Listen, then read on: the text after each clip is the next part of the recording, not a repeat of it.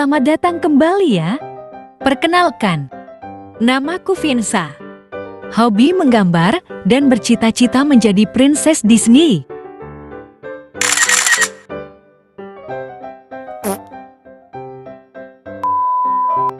Oke, pada video kali ini, aku ingin mengilustrasikan tentang kisah salah satu pahlawan perempuan Indonesia, Raden Ajeng Kartini. Semoga terhibur ya, dan mudah-mudahan juga bisa menambah pengetahuan teman-teman semua melalui video ini. Ketika sudah memasuki bulan April, Indonesia akan memperingati Hari Kartini, tepatnya di setiap tanggal 21. Karena pada bulan dan tanggal tersebut adalah hari di mana lahirnya pahlawan perempuan Indonesia bernama Raden Ajeng Kartini. Raden Ajeng Kartini adalah putri dari pasangan keturunan bangsawan Jawa. Ayahnya bernama Raden Mas Adipati Aryo Sosroningrat serta sang ibu bernama Emma Ngasirah. Kartini lahir pada tanggal 21 April tahun 1879 di Jepara, Jawa Tengah. Saat Kartini lahir, sang ayah merupakan tokoh yang sedang menduduki jabatan penting pada saat itu. Beliau adalah Bupati Jepara, Jawa Tengah. Setelah beranjak ke usia sekolah, Kartini mendapat pendidikan di tempat yang istimewa. Kala itu, tempat bersekolah Kartini tentu tidak dibuka untuk umum.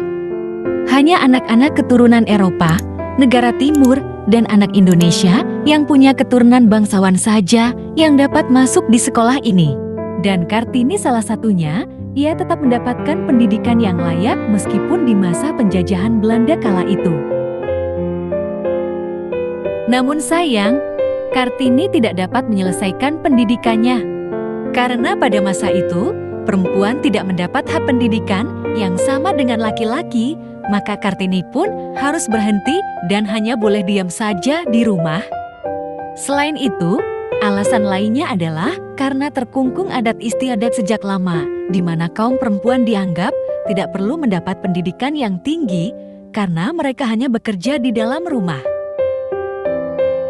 Setelah berhenti sekolah tepatnya di usia 12 tahun, akhirnya Kartini hanya di rumah saja.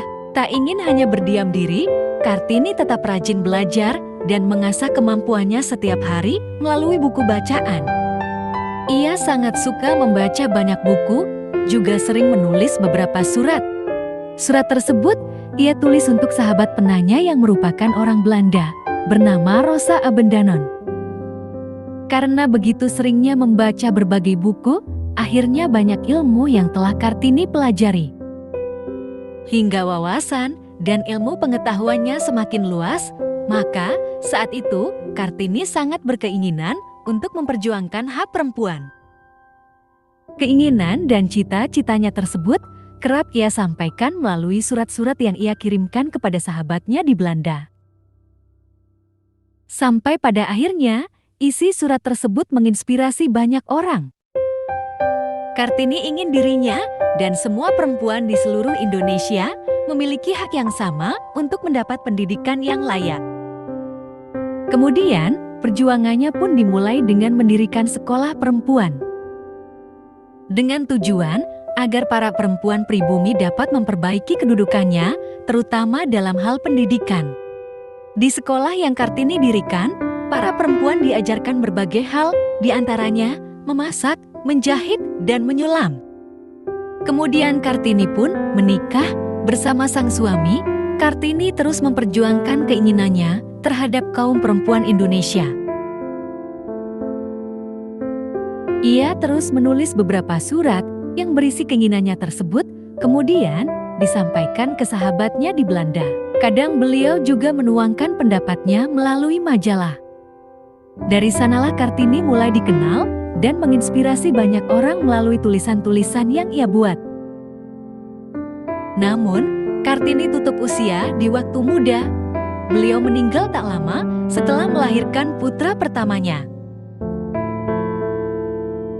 Setelah kepergiannya, Abendanon yang merupakan sahabat pena yang berada di Belanda mengumpulkan semua surat yang pernah ia dapat dari Kartini.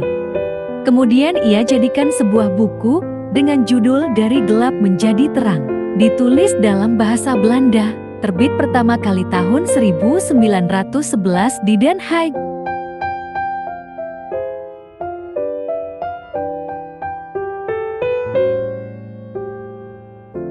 Demikianlah kisah singkat bagaimana perjuangan Raden Ajeng Kartini untuk Indonesia.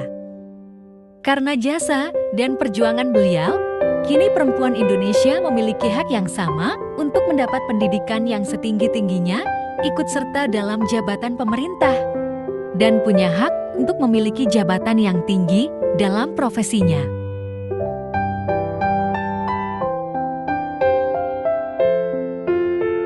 Tidak ada lagi diskriminasi untuk kaum perempuan karena semua orang punya hak dan kesempatan yang sama untuk kemajuan dirinya dan Indonesia.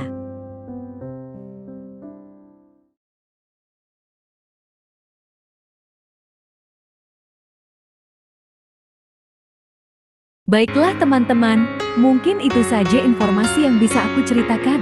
Semoga kalian terinspirasi dan mendapat ilmu baru dari video ini ya. Terima kasih sudah menonton ya. Dan terima kasih banyak untuk yang sudah berkenan mendukung saya dengan klik subscribe dan like serta komen. Sampai jumpa lagi di video selanjutnya ya.